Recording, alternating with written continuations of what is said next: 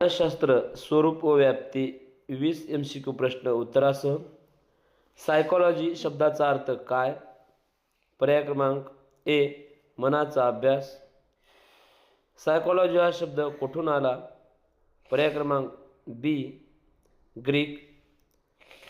प्रश्न तिसरा, मानसशास्त्राचा मुख्य उद्देश कोणता? बी वर्तनाचा वैज्ञानिक अभ्यास. प्रश्न चौथा, वर्तन किती प्रकारचे असते? बी 2 प्रकारचे. मानसशास्त्र विज्ञान का आहे? ए कारण ते प्रयोग वापरते.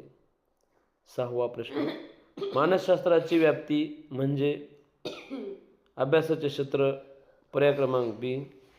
विकासात्मक मानसशास्त्र कशाचा अभ्यास करते? सी पर्याय संपूर्ण आयुष्याचा. आठवा प्रश्न, सामाजिक मानसशास्त्राचा अभ्यास कोणता? समाजातील वर्तन. प्रश्न नववा, शैक्षणिक मानसशास्त्र कोणत्या क्षेत्राशी संबंधित आहे? बी शिक्षण. क्लिनिकल मानसशास्त्राचा उपयोग कशासाठी? बी मानसिक समस्या ओळखणे व उपचार. खालीलपैकी कोणता मानसशास्त्रीय पद्धत नाही? डी शिल्पकला.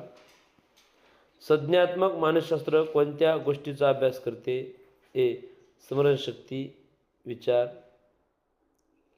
व्यक्तिमत्व म्हणजे काय? सी विचार, भावना आणि वर्तन. प्रेरणा म्हणजे काय?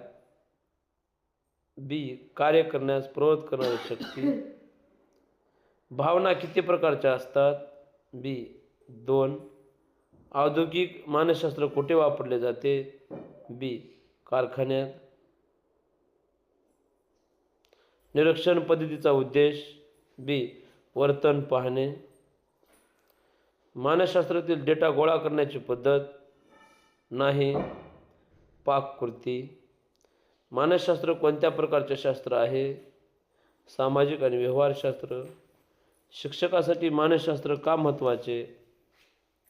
बी विद्यार्थ्याचे वर्तन समजण्यासाठी.